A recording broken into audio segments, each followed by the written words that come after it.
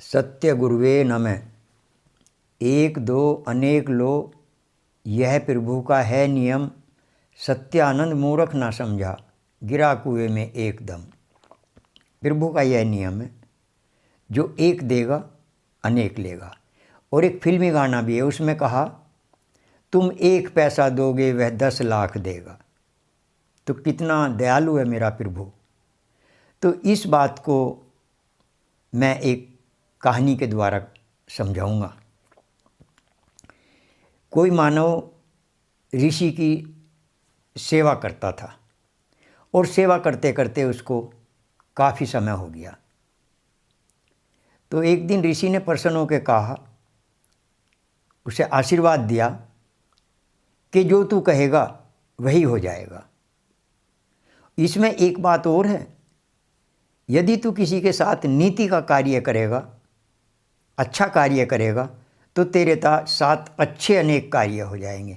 और कोई गलत कार्य करेगा तो तेरे साथ गलत भी फिर अनेक ही हो जाएंगे। ये शर्त लगाई ऋषि ने, क्योंकि ऋषि तो ऋषि होते हैं, संत जो हैं बड़े विचार के कार्य करते हैं, ध्यान साधना करते हैं, वो है उस तरह बुद्धि पवित्र रहती है। जो भी कार्य करते हैं ऋषि मुनि संत महात्मा, ये पवित्रता से करते हैं। तो इस बात को वह समझ नहीं पाया। अब क्या, उसकी शत्रुता एक किसी पड़ोसी से थी।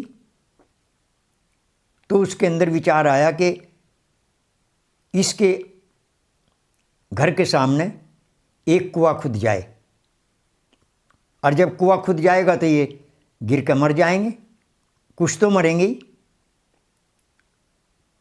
क्योंकि वो कुआं तो रात को खुदा। अब रात को उठ कर आएगा आदमी, तो एकदम चल रहा अपने मकान के आगे से, तो उसे क्या पता कुआं खुद रहा। अब उसने उसके घर के आगे एक कुआं खोद दिया, उसके घर के आगे अनेक खुद गए, उसको याद नहीं रहा। किसी कारणवश वो रात को जैसे ही उठ कर चला, वह कुएं में गिर कर मर गया। सेवक ने कहा नहीं कि गिरा कुएं में एकदम कुएं में गिर कर वो मर गया। और ये पुरानी कहावत है, खोदा और के लिए, गिरा स्वयं, मरा स्वयं। एक और शिवजी महाराज ने, जैसे भस्मासुर थे, भस्मासुर ने बहुत दिन तक शिव की साधना करी। तो साधना करते करते शिवजी महाराज प्रसन्न हो गए। उन्होंने कहा, तू भाई जिसके ऊपर हाथ रख के कह देगा भस्म, वे भस्म हो जाएगा। तो शिवजी महाराज ने तो उनको आशीर्वाद दे दिया। अब उसने देखा वहाँ माता पार्वती भी थी, माता पार्वती सुंदर थी।